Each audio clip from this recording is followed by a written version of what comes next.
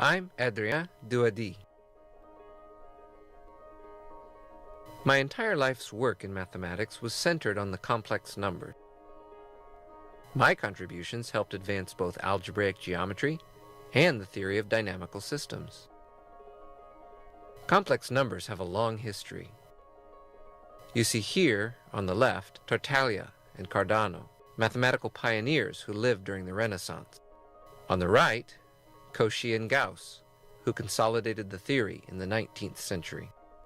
Complex numbers are not really as complicated as the name might lead you to believe. At first they were called impossible numbers. Even today they are still sometimes called imaginary. Well, it's true, it does take a little imagination, yet today these numbers are everywhere in science and are not really mysterious anymore.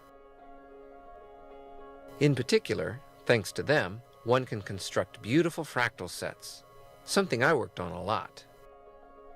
I even produced a film, The Dynamics of the Rabbit. It was one of the first animated films in mathematics. Let me begin by explaining the complex numbers on the blackboard. Mathematicians just love writing with chalk. You'll see in a minute that my ruler, t-square, and protractor behave rather oddly sometimes. Let's draw a graduated line on the blackboard. One of the most beautiful ideas in mathematics is to link geometry to algebra. This is the starting point of algebraic geometry. Just as we can add numbers, we can add points. Here is a red point on the line and another blue one. Let's add these 2 points. We get the green point. 1 plus 2 equals 3. When the red and blue point move, the green point, which is their sum, must move too. More interesting still is multiplication of points. Let's look at multiplication by -2, for instance. It transforms the point 1 into the point -2, of course. And if you multiply once again by -2, you have to do the same thing. Change sides with respect to the origin, and double the distance from the origin. You get 4, of course. If we multiply twice by -2, we have multiplied by 4.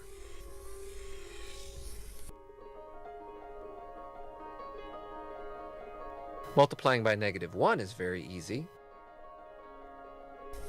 Each point is sent to the symmetrical point with respect to the origin. In other words, we do a half turn. A rotation by 180 degrees, if you like. When we multiply a number by itself, the result is always positive. For instance, if we multiply by -1, we make half a turn, so that if we do it one more time, well, we come back to the initial point. This is why -1 times -1 equals +1, simple enough. You see, for instance, that multiplication by -1 sends 2 to -2, and that if you multiply one more time by -1, you come back to 2. Obvious, isn't it? Therefore, there is no number which, multiplied by itself, yields -1. Another way of saying this is that -1 has no square root.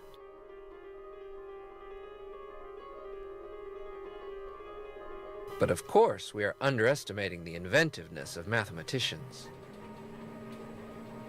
At the beginning of the 19th century, Robert Argand had a really great idea. He said to himself, since multiplying by -1 is a 180-degree rotation, its square root is a rotation by 1/2 of 180 degrees, 90 degrees. If I do 2 quarter turns, one after another, I end up doing a half turn.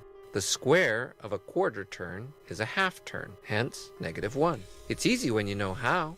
Argand decided, therefore, that the square root of -1 is the point where 1 ends up after a 90-degree rotation.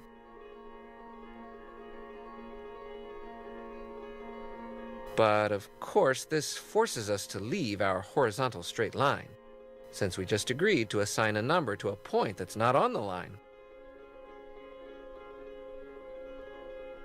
Because this construction is a bit strange, we call this point, the square root of -1, an imaginary number, and label it I. But once we have the courage to leave the line, everything else is easy. We can represent 2i, 3i, and so on. Each point in the plane represents a complex number, and conversely, each complex number defines a point in the plane. Points in the plane become numbers in their own right. These numbers can be added, just like usual numbers. Look at the red point, which is the point 1 plus 2i. Let's add 3 plus I, which is the blue point. Well, you add them just as school children do, giving 4 plus 3i. Geometrically, this is just addition of vectors. You see that it's no problem to add complex numbers.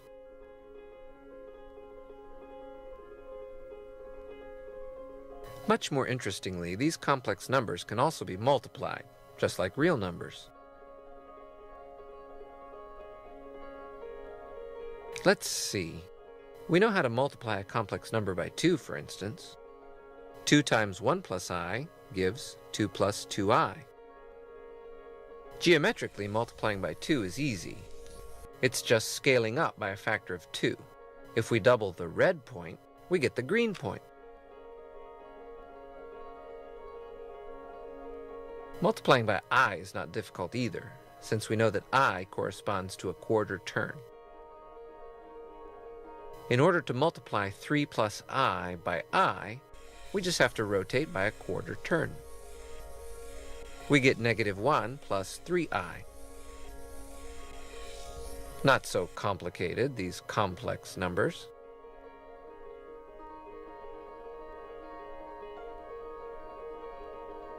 And finally, we can multiply any two complex numbers with no problem whatsoever. Let's try, for instance, to multiply 2 plus 1.5i and -1 plus 2.4i. We proceed as usual. We first multiply by 2, and then by 1.5i. Then we add the results. Therefore, we get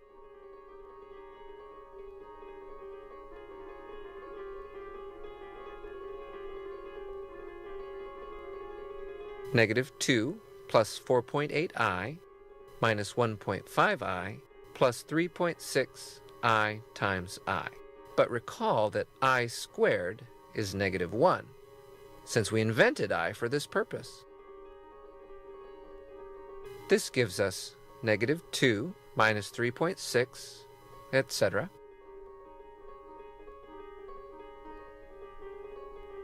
Let's clean up a bit. We find -2 minus 3.6 plus 4.8i minus 1.5i. That's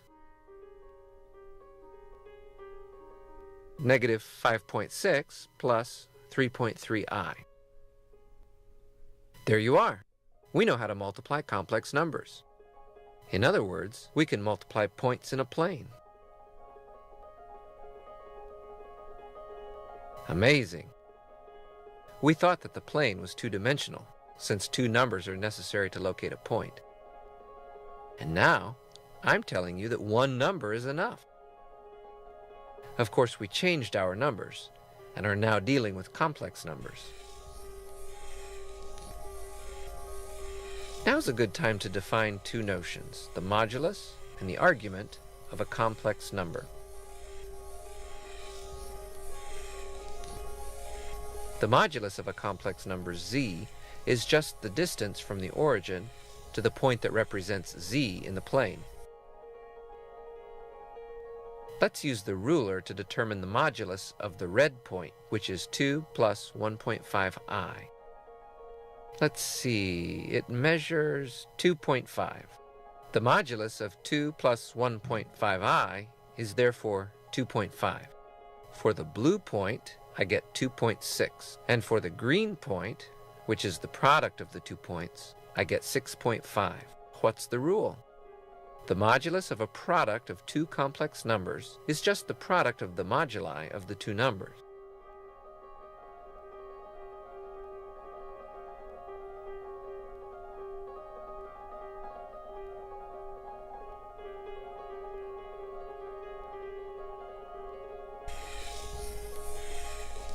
The argument of a complex number is measured by the angle between the abscissa axis and the straight line joining the origin to the point. Here, for instance, the argument of the red complex number is 36.8 degrees. The argument of the blue point is 112.6 degrees. And for the product, the green point, we get 149.4 degrees. This is the sum of the arguments of the two numbers.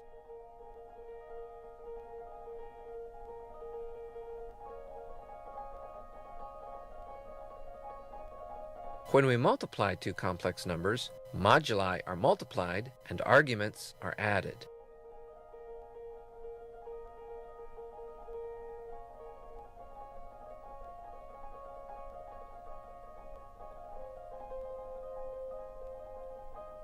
Let's finish up our first encounter with complex numbers with stereographic projection. Consider a sphere tangent to the board at the origin.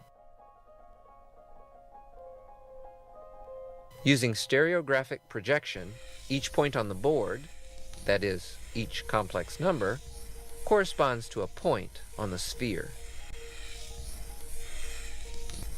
Only the sphere's north pole, the pole from which I'm projecting, has no complex number associated to it. We say that it corresponds to infinity. Therefore, mathematicians say that the sphere is a complex projective line.